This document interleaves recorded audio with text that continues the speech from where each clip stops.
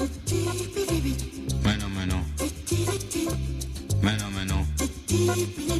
Avec Isabelle Martinet, nous allons vous parler de ce qui va débarquer dans vos assiettes, peut-être pas à cette heure-là, mais au moins à l'heure du déjeuner. Vous êtes allé faire vos courses au CIRA, ça s'écrit S-I-R-H-A, ça veut dire Salon international de la restauration, de l'hôtellerie et de l'alimentation. Vous savez, les Bocuse d'Or. Exactement. Qu'est-ce qu'il y avait encore? Oh, il y a 3000 exposants, il y a une vingtaine de concours, dont les Bocuse d'Or, par exemple, ou la Coupe du Monde de la pâtisserie. Ah oui, c'est ça aussi. C'est vraiment et aussi les traiteurs. Les traiteurs, ouais. C'est le lieu incontournable, c'est le rendez-vous de la gastronomie qui se tient à Lyon, avec donc 3000 exposants, tous les produits alimentaires et 150 chefs. Bon, et l'objectif, c'est d'innover sur place, de créer de nouvelles tendances et de répondre à une nouvelle demande.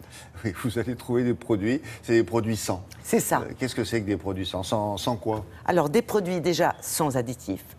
On ne veut plus de colorants, on ne veut plus de conservateurs, on ne veut plus d'aspartame, mais pour autant, on veut quand même les avantages de ces produits. C'est-à-dire qu'on veut un produit qui soit bon, qui soit beau, qui se conserve longtemps, mais avec des méthodes naturelles. On ne veut pas non plus de gluten, parce qu'on y a de plus en plus de personnes intolérantes. Et puis, on veut de moins en moins de déchets. On produit trop de déchets, donc on essaie d'utiliser le produit entièrement. Qu'est-ce que vous appelez un déchet? Par exemple, une écorce d'orange. Oui. Eh bien, cette orange, quand on la cuisine, on va l'utiliser en entier, y compris l'écorce, et pas uniquement le zeste. Alors tout ça, évidemment, on le doit à la création des chefs, parce que ce qui se passe en restauration, ensuite, suit dans l'agroalimentaire et on le retrouve dans les rayons des supermarchés. Donc nous sommes rendus à Lyon pour une petite visite guidée des nouveautés.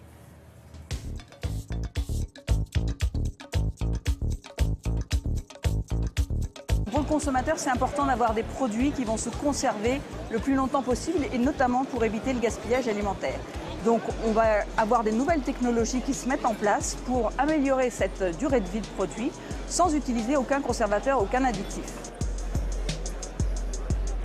Ce produit est la dernière génération des produits sous vide.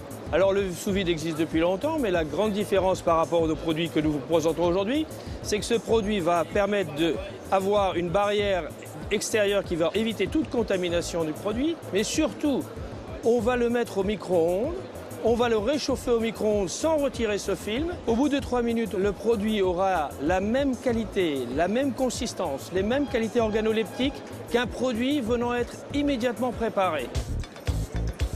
Aujourd'hui, le consommateur ressent un confort digestif quand il passe à moins de gluten dans son alimentation. Il faut savoir que 70% de nos aliments contiennent du gluten, donc il y a beaucoup de travail à faire là-dedans et beaucoup de solutions de la part des ingrédients. Alors le sans gluten est en progression aujourd'hui, il y a une vraie demande et nous on est capable aujourd'hui de pouvoir offrir aux consommateurs un vrai pain, un vrai burger avec des saveurs très différentes grâce à des nouvelles utilisations de farine de sarrasin, de farine de tapioca ou de la fécule de pomme de terre qui nous permettent de faire du bon pain. Il y a une prise de conscience qui est très forte autour du gaspillage alimentaire, que ce soit au niveau du consommateur, mais aussi évidemment des entreprises, de la restauration, etc. La réglementation va bientôt imposer des normes. D'une part, vous avez l'augmentation de la durée de vie des produits. D'autre part, vous allez avoir la valorisation des coproduits. Puis ensuite, il va y avoir le retraitement des déchets alimentaires qui vont pouvoir être réutilisés en biomasse pour faire de l'électricité, par exemple. L'orange, on va la peler à vif, récupérer les suprêmes pour avoir vraiment que le vrai goût de l'orange. Et ensuite, on va retravailler la peau avec le zeste en sel. C'est-à-dire qu'on va le faire blanchir 3 fois. On va le mettre à déshydrater, donc sécher dans un four à 50 degrés pendant plusieurs heures. Et le broyer, le mélanger avec du sel et obtenir un assaisonnement. Il faut essayer de le faire découvrir aux gens pour en avoir vraiment 0 déchet dans l'assiette. Nous, au Poitou-Charentes, on va utiliser les jus de raisin, alors quelquefois provenant des vignes qui sont trop jeunes pour pouvoir avoir une production, je dirais, habituelle. Et on va utiliser ce jus de raisin. On va en utiliser uniquement l'eau et le sucre, faire un concentré qui est principalement avec du glucose et du fructose, donc avec un pouvoir sucrant plus important que la canne à sucre et qui est donc produit localement et qu'on met à disposition des professionnels aujourd'hui comme des consommateurs éclairés. Et où est-ce que vous le mettez, ce sucre liquide? Alors, où vous voulez, mais c'est du sucre de raisin, donc c'est délicieux, ça a le goût. Il y a aussi beaucoup de fructose, donc ça remplace la canne à sucre ou le sucre de betterave. Et en plus, ça permet d'exploiter la vigne lorsqu'elle est encore trop jeune pour donner des raisins qui seront utilisés à autre chose. D'accord.